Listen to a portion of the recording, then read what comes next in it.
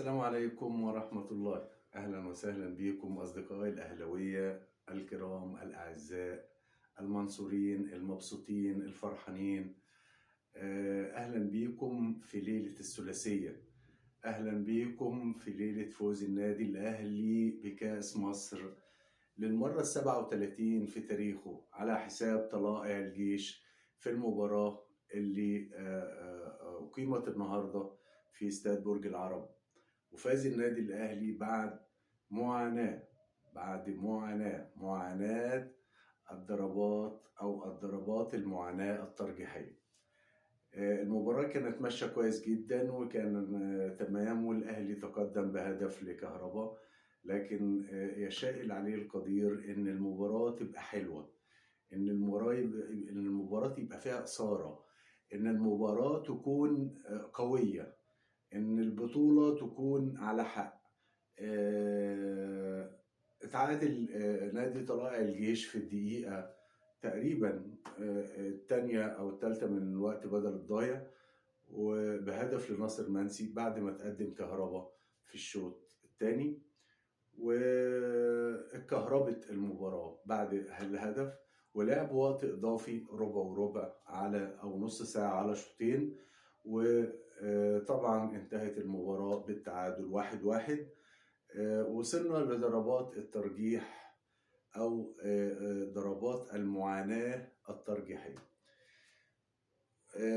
ألف مبروك للنادي الأهلي، وألف مبروك للوجوه الجديدة اللي جت النادي الأهلي، زي صلاح محسن، زي أكرم توفيق، زي ناصر ماهر، زي محمد شريف، زي بدر بنون. لعيبة بصراحة قادرين إن شاء الله إن هم يبقوا إضافة للنادي الأهلي بإذن الله. أنا بهني بصراحة النادي الأهلي وبهني جماهيره. المباراة كانت قوية والمباراة كانت حلوة، وأحلى حاجة كانت عجباني بصراحة الروح الرياضية اللي موجودة ما بين الفريقين، ما بين فريق النادي الأهلي وما بين فريق طلائع الجيش. حتى في المباراة ما فيش شد، ما فيش زق، ما فيش أذى، ما فيش اندفاع، ما فيش أي حاجة مش كويسة أو بعيدة عن الروح الرياضية. حتى في نهاية المباراة كان في ممر شرفي من النادي الأهلي ولاعيبة النادي الأهلي والجهاز الإداري والفني للنادي الأهلي، بمرور طبعا كابتن طارق العشري، اللي هو بصراحة بحييه على المباراة وعلى الفرقة اللي عملها، وبحيي برضو كابتن عبد الحميد بسيوني، لأنه بصراحة هو اللي أسس الفرقة دي، وهو اللي جمعها، وهو سابها الكابتن طارق العشري بعد ما يعني في نهاية الأسابيع اللي هي الأخيرة في الدوري العام. عجبني قوي زي ما قلنا الروح الرياضية، وعجبني قوي المباراة كانت ماشية في اتجاه كويس جدا. ناس بجد كانوا محترمين جدا وملتزمين قوي. المباراة حصل فيها الهدف اللي هو الأخير ده عمل إثارة وعمل متعة للمباراة بصراحة، يعني اداها شكل تاني خالص. بعد ما كنا انا عن نفسي ما كنتش مستني ان انا ان المباراة توصل لكده، ولا العملية كلها توصل لكده. لكن في لحظة جه هدف التعادل، انتهت المباراة، نلعب وقت اضافي، برضو ما فيش تقدم للنادي الاهلي، ووصلنا لضربات الجزاء الترجيحية. مبروك الثلاثية، وان شاء الله في مباراتين باذن الله زي ما قلنا في الحلقة اللي فاتت. مباراة السوبر الأفريقي يوم 18 إن شاء الله، 18/12 مع نادي نهضة بركان المغربي. وفي يوم 26 إن شاء الله 26/12 مباراة السوبر المصري ما بين نادي برضو طلائع الجيش والنادي الأهلي، ونتمنى التوفيق طبعا للنادي الأهلي علشان تبقى الخماسية. وبصراحة النادي الأهلي يستحق هذا الموسم إنه يفوز أو يحصل على البطولات دي.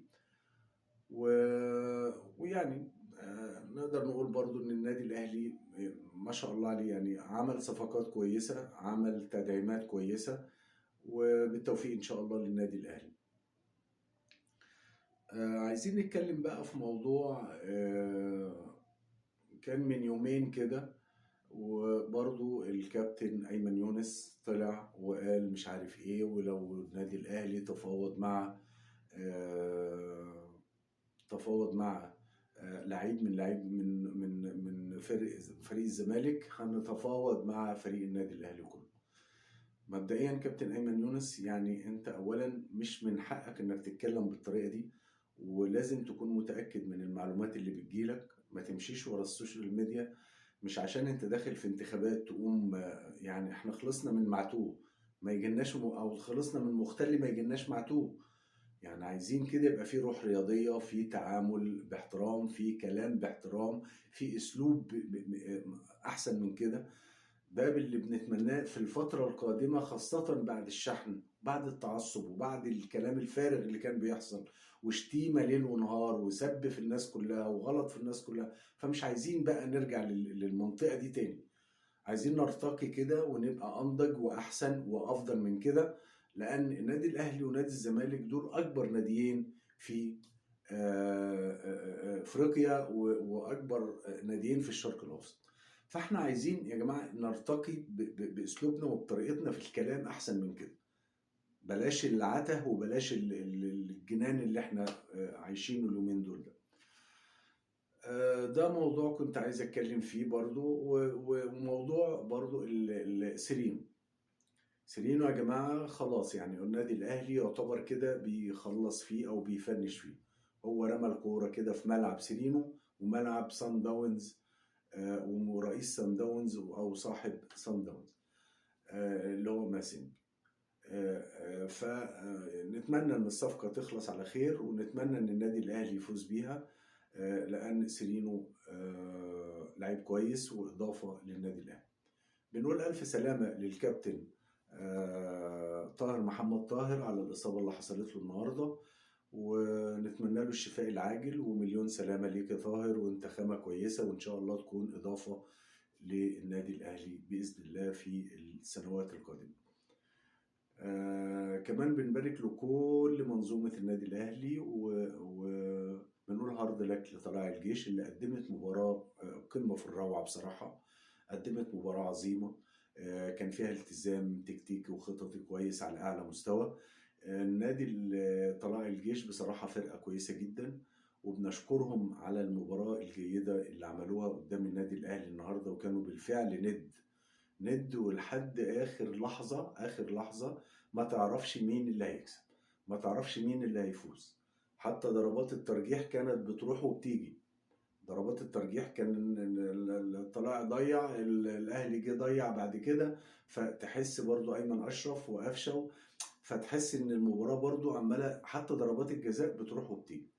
لكن في النهايه بنشكر كل القائمين على النشاط الرياضي في مصر، بداية من السيد رئيس الجمهورية، والسيد رئيس الوزراء، والسيد وزير الشباب والرياضة، والسيد رئيس اللجنة الخماسية الكابتن محمود الخطيب، وكل الأندية اللي طلبت بإعادة النشاط الرياضي. شفنا النشاط كويس إزاي، شفنا وقفنا على رجلينا إزاي، شفنا فرقتين من مصر وصلوا لنهائي بطولة أفريقيا إزاي، شفنا البطولات الأفريقية، وشفنا كمان بيراميدز وصل لنهائي الكونفدرالية. يعني النهائيات كلها كان فيها فرق مصرية، الاهلي والزمالك في نهائي ابطال الدوري، والبيراميدز كان بيلعب مع نهضة بركان في النهائي. شفنا الفرق واقفة على رجليها ازاي، وربنا يوفق الجميع ان شاء الله في القادم، وعقبال ان شاء الله بطولة يوم 18 نحتفل مع بعض ببطولة كأس السوبر الأفريقية، اللي هتكون بين النادي الأهلي ونادي نهضة بركان المغربي. وإن شاء الله ربنا يوفق النادي الأهلي ويفوز بالبطولة الرابعة بإذن الله. وبعديها إن شاء الله يوم 26 النادي الأهلي يفوز على طلائع الجيش، وياخد كأس السوبر المصري بإذن الله. شكرا لكم، وألف مبروك للنادي الأهلي. وبتمنى اللي ما اشتركش في القناة يشترك ويعمل لايك للفيديو، ويعمل تعليق كويس كده يعني يلغيني. واتمنى انزل تحت اعمل اللايك، اشترك في القناة، ونورني وشرفني، وانا حابب انك تكون معايا في القناة. شكرا لكم، والسلام عليكم ورحمة الله وبركاته.